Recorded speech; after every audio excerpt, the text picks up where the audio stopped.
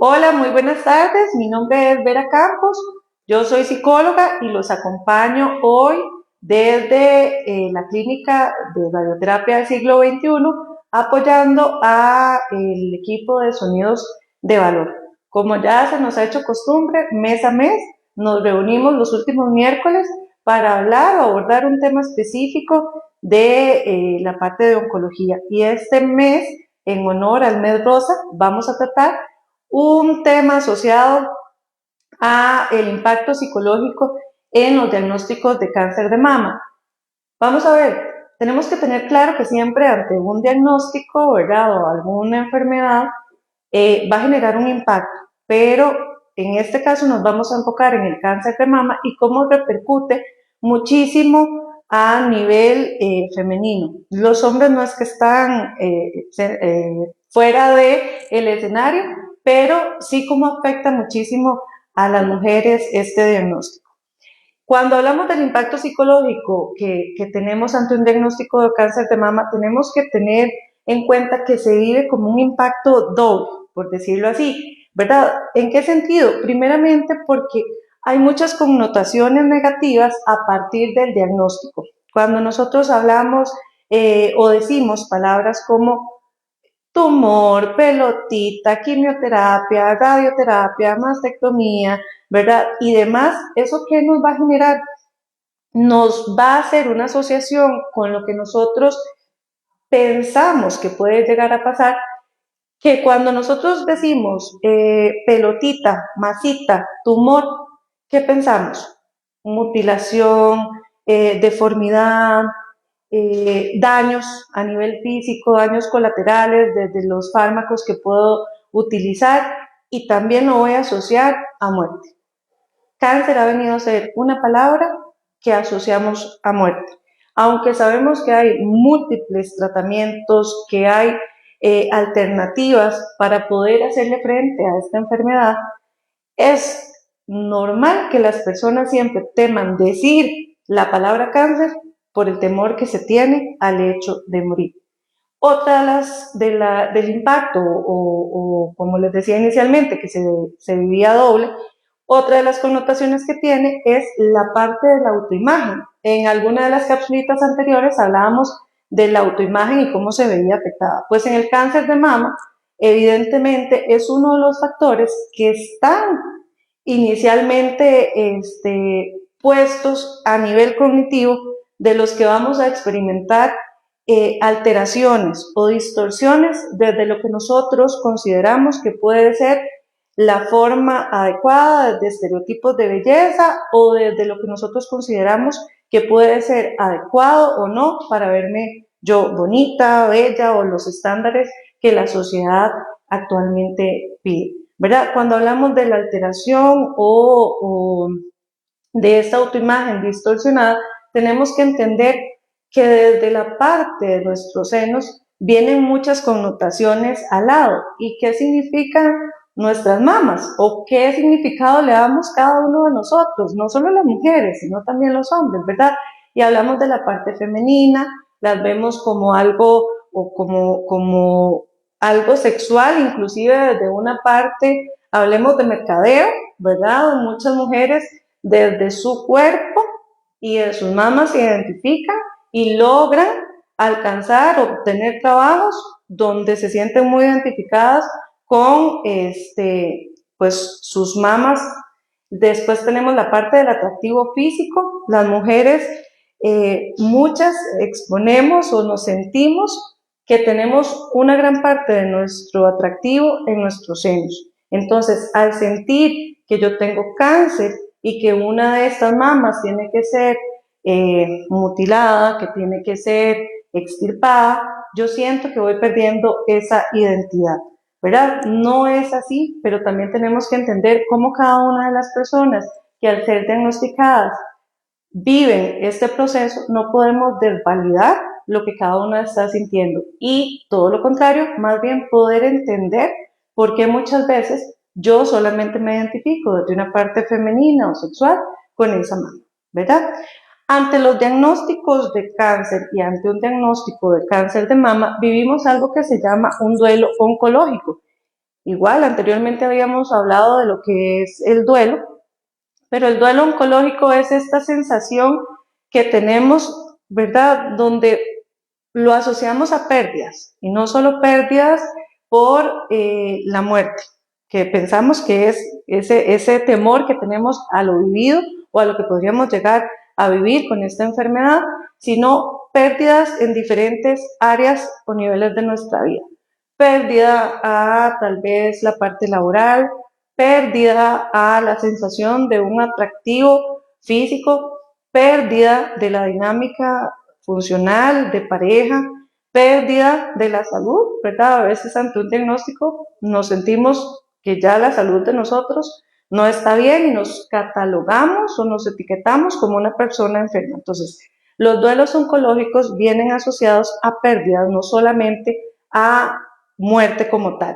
Entonces, ¿cuál es la idea de poder pues elaborar este proceso de duelo oncológico? Poder adaptarnos, porque entendemos que es un proceso adaptativo, transitorio, donde nosotros nos vamos a ir adaptando a los cambios que surgen durante la enfermedad.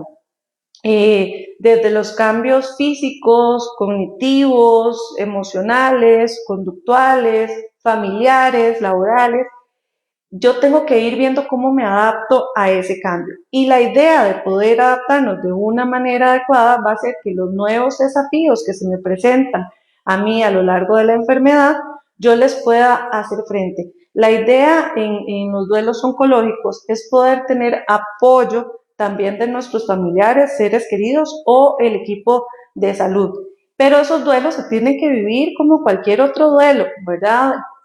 Con síntomas y emociones esperables: llanto, tristeza, apatía, sensación de impotencia, sensación de que esto no me está pasando a mí, ¿verdad? Porque es parte de lo que yo voy a experimentar, pero también el punto importante aquí es poder verbalizarlo, poder expresar qué es lo que yo estoy sintiendo, y desde luego las personas que rodean al paciente que está siendo diagnosticado, poder tener la empatía y poder brindar el acompañamiento. Muchas veces escuchamos ante, no sé, un estado de tristeza o ante el diagnóstico un temor, ¿verdad?, de lo que viene o el futuro o el tratamiento de lo que va a pasar, cuando las personas tal vez desde la mejor intención nos dicen: no se preocupe, eso no es nada, usted es muy valiente, usted va a poder, usted tiene muchos atributos y muchas cosas bonitas, ¿verdad? No necesariamente son sus pechos los que la hacen verse bonita, y ahí, de una forma probablemente inconsciente, no estamos validando lo que la persona está sintiendo en ese momento. Claro, ¿verdad? Que se busca el acompañamiento y la mejor intención, pero la idea es poder entender que en ese momento donde la persona ha sido diagnosticada, la sensación que siente de no poder hacerle frente es totalmente válida. Muchas veces queremos que actúen de la forma que nosotros consideramos que sería la más adecuada, ¿verdad? Y que estén bien y que estén tranquilos. Y decimos: no pasa nada, nosotros vamos con todo. No, sí está pasando algo. Y sí le está pasando algo a esa persona que realmente no sabe cómo hacerle frente. Sobre todo si ha habido en algún momento algún familiar o alguna persona cercana que ha vivido un proceso de cáncer, empezamos a vivir a la sombra de ese proceso. Entonces, yo vi que mi tío ya no comía y se adelgazó, o que su entorno más bien se separó, y empiezo a asociar yo ese proceso como lo que me va a pasar a mí, cuando no necesariamente lo vivimos así, ¿verdad? La percepción que tenemos de la pérdida muchas veces es irreparable, ¿verdad? Que es real o potencial, y viene a generar mucho sufrimiento. ¿Por qué? Porque aquí surgen muchísimas preguntas y algunas de ellas no tienen respuesta. Todas las preguntas son totalmente válidas, ¿verdad? Y muchas veces no las compartimos. Simple y sencillamente a nivel cognitivo estamos dando y dando y dando vuelta, y me empiezo a preguntar: ¿será que me voy a morir? ¿Será que me van a querer igual, o mi esposo me va a querer o me va a desear ahora que yo no tengo un pecho, o ahora que mi anatomía cambió? No sé, y si mi pareja me abandona, cómo me va a ver mi familia, cómo se me va a ver la ropa, voy a sentirme incompleta, yo no soy la misma, ¿verdad? Hemos visto a lo largo de la atención con pacientes con cáncer de mama que ante una cirugía o algún tratamiento en sus mamas, empiezan a cambiar muchísimo no solo su forma de pensar ante las situaciones, sino también su aspecto físico. Resulta que ahora, no sé, uso ropa más ancha, trato de usar abrigos, ropa holgada, porque estoy muy pendiente de cómo me está viendo mi familia o el entorno y tal vez eso me hace sentir incómoda o me hace sentir mal, ¿verdad? Aquí tenemos que entender que cuando hablamos de alteraciones o el impacto que genera, no solamente lo hablamos desde una parte física, tenemos que entender que van a haber alteraciones a nivel cognitivo, físico, conductual, emocional, psicológico, espiritual, ¿verdad? Que al final de cuentas vienen a generar muchísimo peso, muchísimo malestar y entonces a ordenar los pensamientos, ordenar nuestras emociones y cómo hacerle frente a este proceso muchas veces lleva su tiempo. Ese proceso adaptativo que tenemos ante ciertas situaciones o las dificultades que se nos presentan a la hora de querer, ¿verdad? Solucionar o tratar de manejar la situación de una manera adaptativa. En cuanto al proceso del diagnóstico de cáncer de mama, también tenemos que tener claro que hay una asociación, ¿verdad? O que va muy de la mano, están ligados la parte de la mastectomía con la parte de autoestima. ¿En qué sentido? Bueno, cuando hablamos de la imagen corporal es cómo nos definimos nosotros, ¿verdad? Desde cómo me veo yo y qué quiero representar. Aquí les voy a hacer una comparación más o menos para explicarles un poquito de a qué me quiero referir. Cuando hay una alteración simétrica corporal, nosotros empezamos a ver que estamos diferentes o que algo en nosotros no está bien. Y depende la persona, las estrategias de afrontamiento, cómo es su personalidad, la edad inclusive que tiene y demás, va a ser muy diferente cómo logre afrontar el proceso. Por ejemplo, si nosotros ponemos a una persona religiosa, voy a poner como ejemplo a una monja, ¿verdad? Vamos a hablar de esta religiosa, tal vez un poquito mayor, y nos dan un diagnóstico de cáncer de mama.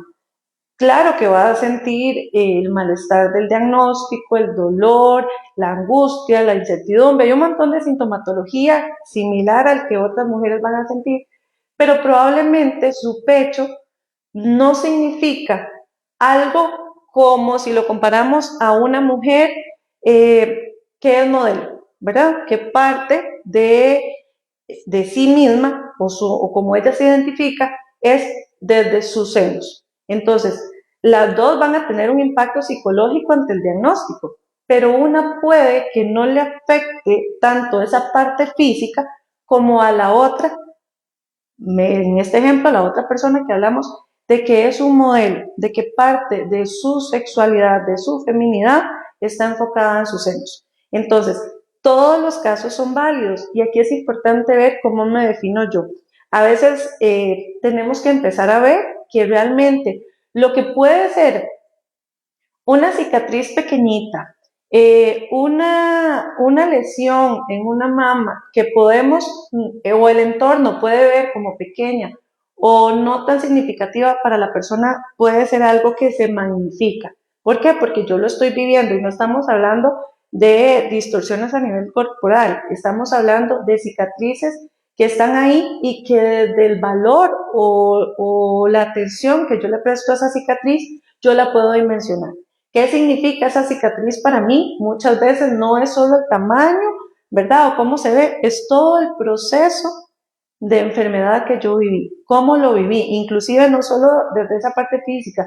Si de pronto pensamos en que mi familia no me acompañó y tal vez yo viví el proceso sola, o como en muchísimos casos lamentablemente pasa, que ante un diagnóstico de cáncer de mama, muchas mujeres en el transitar de ese proceso, sus parejas las abandonan. Entonces, ¿Qué significa esa cicatriz para mí? Significa el sufrimiento, significa la separación, significa la pérdida, significa mi nuevo estilo de vida o mi nueva realidad, significa que tal vez mi autorrealización a nivel laboral lo tuve que dejar de lado. Entonces, lo importante aquí es poder acompañar a esa persona y no minimizar lo que ella está viviendo, ¿verdad? Saber cuál es el significado. Hay mujeres que con muchísimo orgullo levantan, ¿verdad?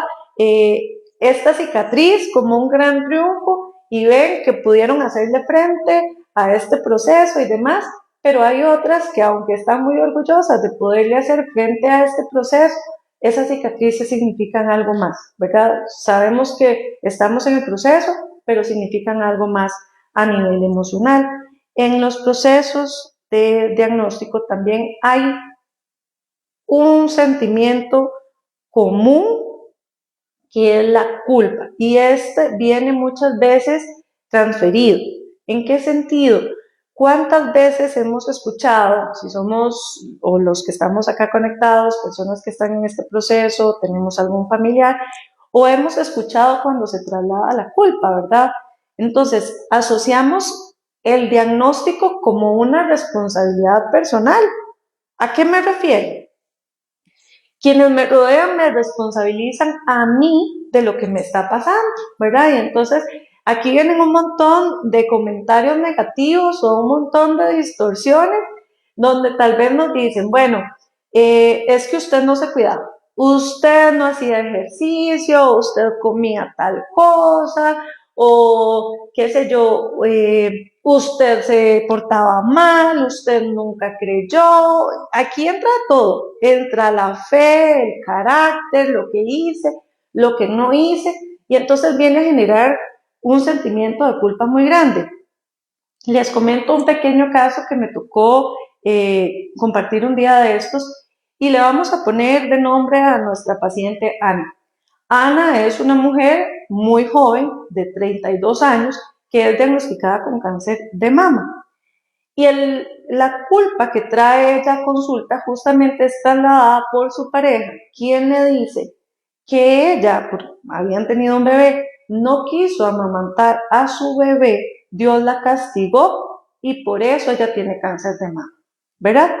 Qué injusto y qué doloroso poder hacerle frente a esta situación, porque empiezo a jalar la responsabilidad, inclusive aquí desde una parte espiritual, donde yo empiezo a ser la responsable de esta enfermedad. Tenemos que tener claro que no está en nuestras manos el cáncer, no es algo que sea preventivo, si bien hay muchos factores que nosotros podemos realizar para poder estar en las mejores condiciones, no es algo que nosotros propiciamos. Entonces, a veces esas ideas o esos pensamientos vienen a alterar muchísimo esa parte emocional y andamos jalando esa culpa o ese malestar para arriba y para abajo, ¿verdad? ¿Y qué nos genera esto? Claro, estados depresivos, tristeza, malestar, inclusive sentimos un abandono de la persona o las personas a las cuales nosotros podríamos recurrir en estos momentos, quienes son los que quizá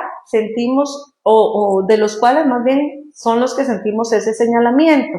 Ahora, a partir de todo esto, como vemos que la familia y nuestro entorno tiene un papel muy importante en todos estos procesos, muchas veces las mujeres que son diagnosticadas llegan a perder esa identidad social. ¿A qué me refiero?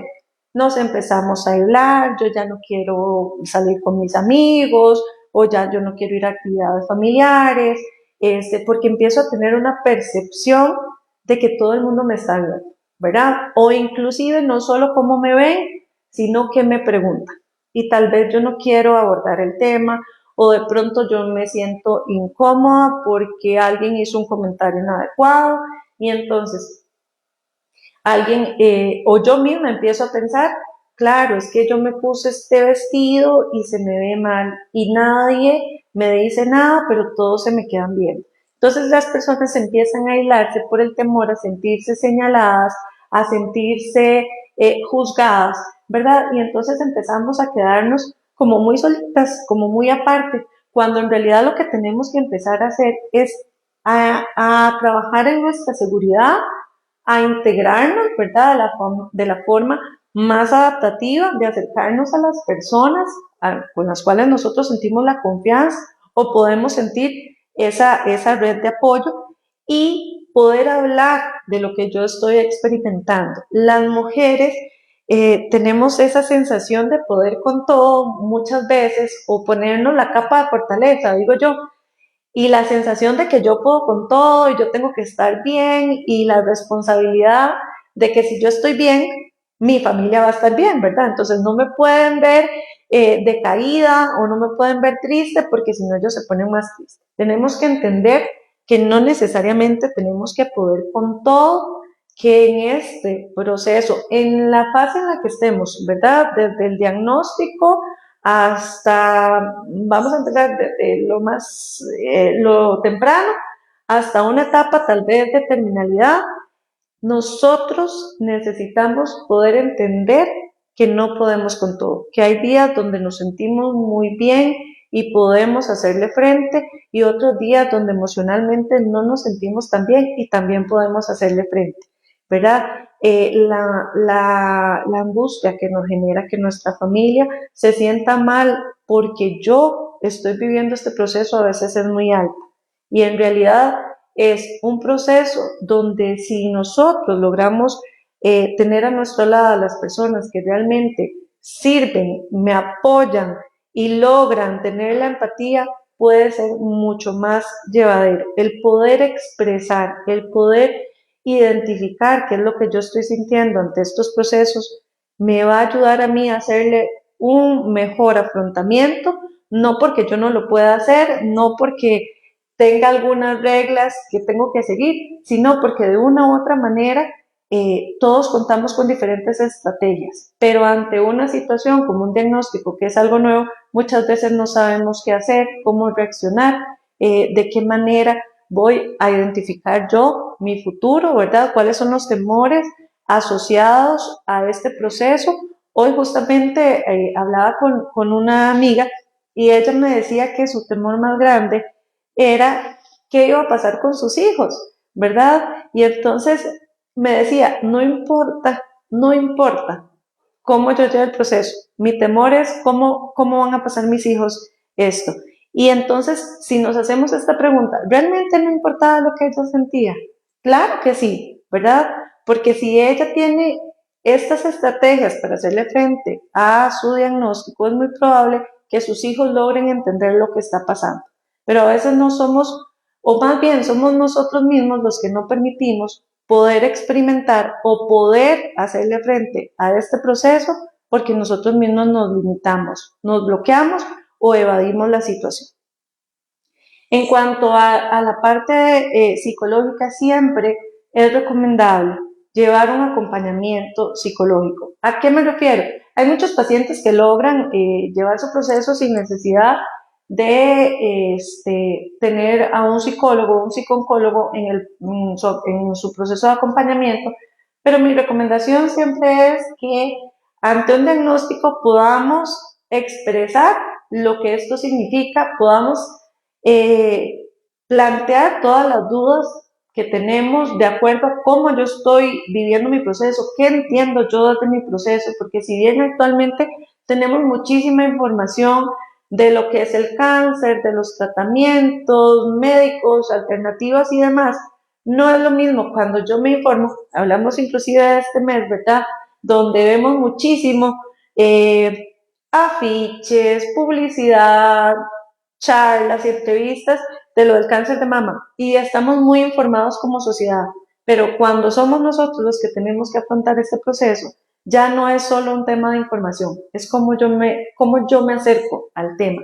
Entonces, el poder llevar un acompañamiento psicológico es importante porque aunque yo lo esté llevando bien, a veces yo necesito verbalizarlo o poder hablar de lo que yo estoy sintiendo o cuáles son mis expectativas o qué estoy haciendo yo para poder sentirme cada vez mejor, ¿verdad? Entonces, no dejemos de lado la opción de poder llevar un acompañamiento con algún miembro de la parte de salud mental que pueda facilitar la expresión de nuestras emociones y sobre todo si en algún momento hay alguna situación, algún tema, alguna distorsión inclusive a nivel cognitivo o algún tema donde tal vez no tengo un pensamiento tan flexible ante las diferentes situaciones que estoy viviendo, poder llevar ese acompañamiento con una persona que sepa cómo orientar, porque podemos hablar muchísimo del cáncer de mama, pero tenemos que entender que cada paciente es un caso único. Entonces, compartimos sintomatología, pero entendemos que mi caso como tal es único y cómo lo quiero afrontar. Vamos a ver si tenemos alguna pregunta o algún comentario por acá. Dice, saludos, yo soy sobreviviente de cáncer de mama y los tratamientos y efectos secundarios son muchos y unos son progresivos. Correcto. Los efectos secundarios, inclusive, ¿verdad? ¿Cómo se dan de una a otra persona? ¿Cómo yo los logro afrontar, ¿verdad? Y en efectos secundarios hablamos de un montón de acuerdo al tratamiento, inclusive hablamos de radioterapia, efectos secundarios, ¿verdad? Sentimos que nos quema o hay alteraciones en la piel, la sensación de cansancio, ¿verdad? Y tal vez yo estoy hablando con otra persona que también lleva un proceso de radioterapia y resulta que la persona experimenta otro tipo de efectos secundarios. Y también voy a hacer aquí el paréntesis, igual asociado a lo que les decía ahorita, con los efectos secundarios a veces nosotros sentimos que tenemos que ser fuertes, ¿verdad? Y resulta que yo tengo muchas náuseas o tengo mareos o fui al proceso de quimioterapia, llego muy cansada y entonces yo siento que tengo que estar bien, ¿verdad? Y yo estoy mareadilla, pero digo, no, no, no, yo me tengo que levantar, yo no me puedo quedar en la cama.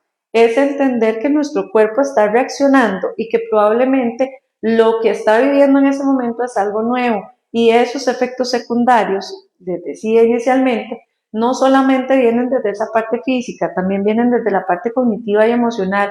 Vemos muchísimo también que hay alteración a nivel de atención y concentración y de pronto yo me encuentro con mujeres que dicen, es que a mí nada se me queda, a mí todo se me olvida, yo siempre ando en otras, ¿verdad? Y lo ven como un problema, inclusive lo atribuyen a la edad. Ay, es que yo ya estoy muy mayor o que yo, ¿verdad? Hay un montón de excusas y es poder entender que también es uno de los efectos secundarios y que yo puedo entender y me puedo permitir y me puedo dar el espacio en esos momentos donde yo no me siento bien y puedo entender que es a partir de un proceso de curación que estoy teniendo alteraciones desde otra índole.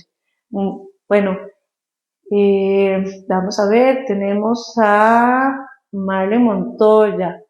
Bueno, es que le responde a Viria. También soy luchadora de cáncer de mama, coincido con su comentario. Bueno, en realidad en algún momento podríamos también hacer un live donde todas estas mujeres que han vivido este proceso puedan compartir su experiencia con nosotros y con otras mujeres que están viviendo este proceso y cómo lo van afrontando, ¿verdad? Porque al final nosotros nos volvemos como modeladores ante otras personas que han vivido el proceso. Muchas veces los vemos en las salas de espera cuando estamos con una persona y empezamos a hablar del tema. ¿Y cómo le ha ido a usted? ¿Y qué le ha pasado? ¿Y qué hace usted ante ciertas situaciones? ¿Verdad? Y entonces empezamos a buscar muchísima comprensión y muchísima empatía en las personas que están viviendo procesos similares a nosotros y vemos que no somos los únicos, que realmente hay muchas personas que están viviendo este proceso que inclusive me pueden aportar muchísimo desde cómo lo experimentan o desde lo que ellos han vivido, cómo le han hecho frente y hasta tips, ¿verdad? Yo he escuchado personas donde me acuerdo, perdón, una paciente que decía, le decía a otra, póngase miel de abeja en las manitas, ¿verdad? Como para humectar por un tema de las venas y entonces esta sala de espera muchas veces se vuelve como en ese grupo o en esa contención que se da entre los mismos pacientes que están ahí. Viria y doña Marlene, muchas gracias por el comentario. Luego tenemos Nelson, dice alentadoras palabras y de mucha ayuda. Muchas gracias, Nelson. La idea es poder llegar a muchísimas personas que están viviendo este proceso, poder informarnos, poder tener esta red de apoyo, poder buscar información y poder acercarnos a personas, puede que no sean nuestra familia, pero sí es de nuestro entorno o que se pueden ver beneficiadas con todos estos espacios. Importantísimo encontrar esa empatía y comprensión en compañeras que hemos pasado por lo mismo. Exacto, exacto. Yo creo que al final, como lo vimos, es más, nosotros vemos las carreras de este mes que se hacen y todas las actividades y vemos a muchísimas personas unidas por una misma causa. Pero en las salas de espera no solamente pasa en octubre, yo lo veo durante todo el año. Hay muchísimas personas que están unidas, viviendo lo mismo o muy similar, ¿verdad? Que se empiezan a unir y en esos espacios encontramos personas maravillosas que nos logran entender desde lo que ellos están viviendo y muchas veces nos sentamos a la par de alguien que no conocemos y empezamos a hablar, ¿verdad? Y hablamos de lo que estamos viviendo y resulta que tenemos tantas cosas en común o tantas similitudes que de pronto puedo sentirme identificada con la otra persona. Bueno, por hoy estamos. Muchísimas gracias a todos los que se conectaron, a todos los que en algún momento determinado van a llegar a ver este espacio informativo, cerrando el mes, ¿verdad? El mes rosa y dándole la bienvenida al próximo mes de noviembre, que es el mes del cáncer de próstata. Así que todas las mujeres valientes que están en este proceso, en la lucha, a seguir adelante, ¿verdad? Cada día es un nuevo día, una nueva oportunidad. Y bueno, para mí es todo un gusto, un placer poder acompañarlos en estos espacios. Yo estoy esperando que sea fin de mes siempre para venir a reunirme con ustedes, así que espero que terminen de pasar una linda noche. Cualquier otra pregunta, comentario, nos pueden dejar. Bueno, veo ahí a doña Lucía. Buenas noches. ¿Por qué una paciente que fue operada de cáncer de colon no le realizaron ningún tratamiento y dijeron que no lo necesitaba? Y ya tiene 7 años, los 2 primeros años le dieron su control solamente. No sabría decirle, doña Lucía, porque no sabría la verdad por qué lo manejaron así. Creo que esa respuesta solamente a nivel médico podrían darle alguna explicación. Lo único que yo le puedo decir es que tenemos que entender que cuando nosotros tenemos un diagnóstico, no quiere decir que todos los diagnósticos son iguales. Cada caso es único, ¿verdad? Y cada caso lleva tratamientos no únicos, pero tratamientos de acuerdo a las necesidades del paciente. Entonces, habría que ver por qué en este caso, ¿verdad? Estas fueron las indicaciones que se le dieron, ¿verdad? Pero yo le recomiendo mejor que se acerque desde la parte médica porque no conocemos el caso y ya sí sería desde la parte médica.